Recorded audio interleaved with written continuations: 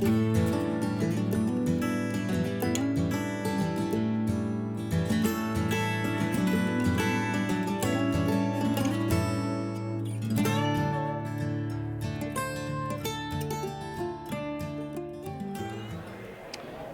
I'm Ken Cole.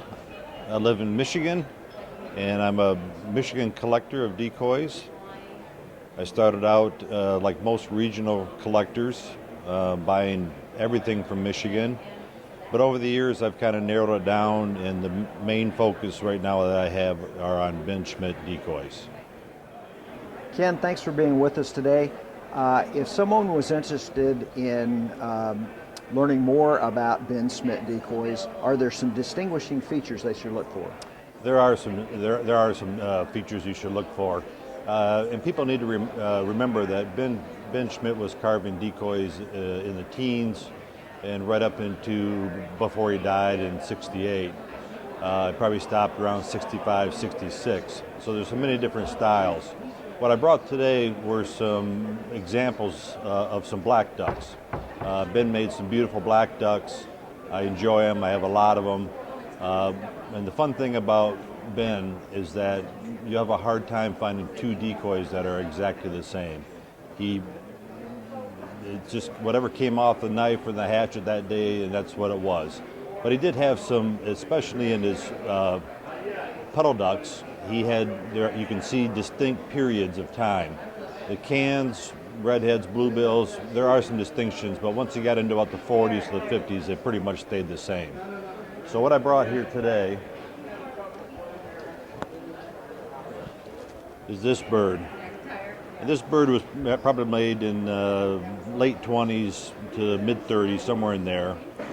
And one of the features you can tell on it, heads are a little bit thicker. He was making a heavier bird, and the wing cuts that he put on here, he would run right through back through the speculum. And I believe that he stopped doing that around 1935. So that's my belief. But it's a nice black duck. It's very early.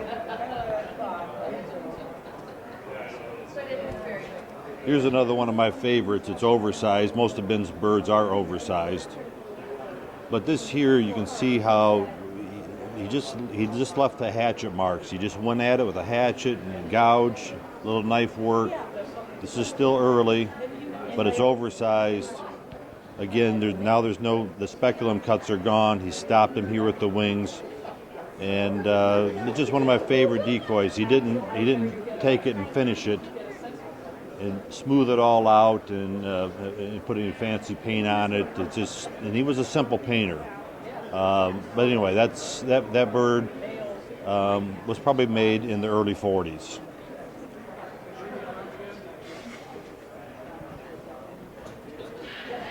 As he moved on, he started to do more of this feather stamping. And he had these little tools that he made, and he would put them on there and hit them with a hammer. And this bird, the feather stamp is a little different. He used a different kind of tool on it that's almost serrated, and I've only seen a few decoys with that type of treatment on it. This bird has a little higher head on it, and I'm going to say this bird was probably made in the late 40s.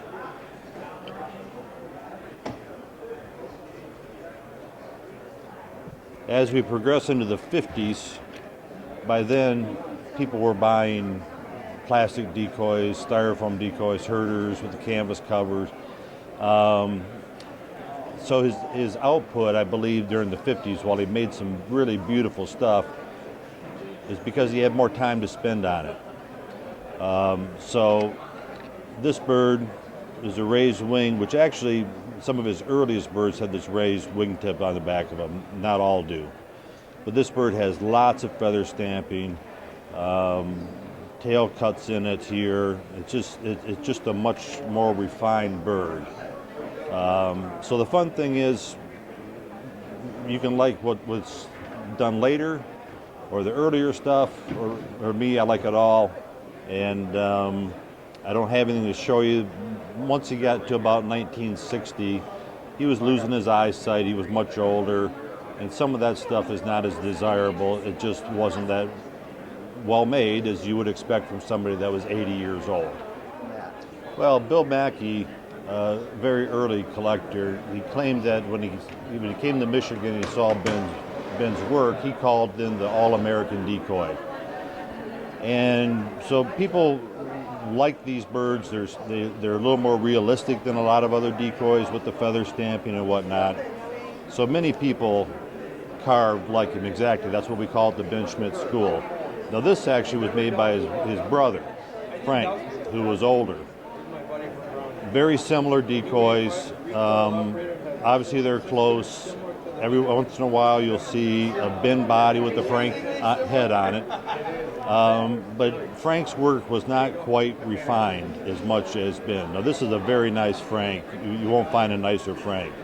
One of the things he did on his tail that you can tell the difference is it's got this M shape, and he would almost always do this. Where on a Ben,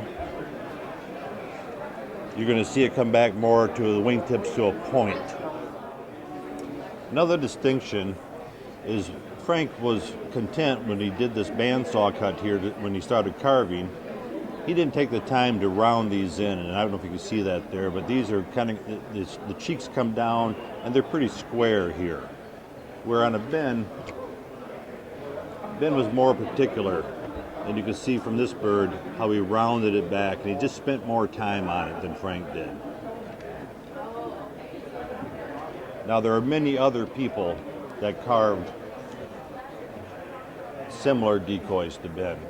Walt Snow, Walt's family, and many other people that we don't even have names for.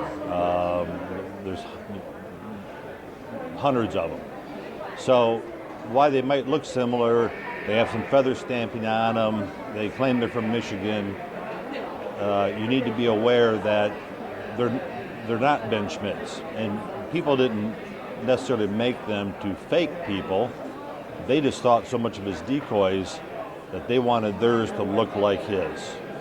So you need to be aware, and if you have questions regarding that, you can always call me. You need to look in some of the books that are out there. There are many books out there. And one of the great resources are to come to one of these shows. And you come to these shows, you're going to meet some people, you can connect, learn something, people will share their information, and also the auction houses. The auction houses, for the most part, get it right. So when they say it's a Ben Schmidt or Frank Schmidt, that's what it is. So are there any other tips or thoughts that you would share with our audience on Ben Schmidt? Well, one of the interesting things is Ben carved decoys for a living. And we determined that we think that he carved between 12 and 15,000 decoys in his life. And so when you carve that many decoys, if you talk to Marty Hansen, one of my buddies, or any of these other carvers, there's a starting point, there's an ending point as far as talent. And things get progressively better, and at some point, as people get older, they get worse. So when you're looking for Ben Schmidt, you have to remember, out of that 12 to 15,000 decoys, there's some really great stuff. And there's some really good stuff, and you're going to have some mediocre stuff, and you're going to have some birds that really aren't that nice. So while you might have a chance to upgrade, you should learn more about the birds and what makes the birds better, some birds better than others. And that's really, in the end result, will be a personal opinion.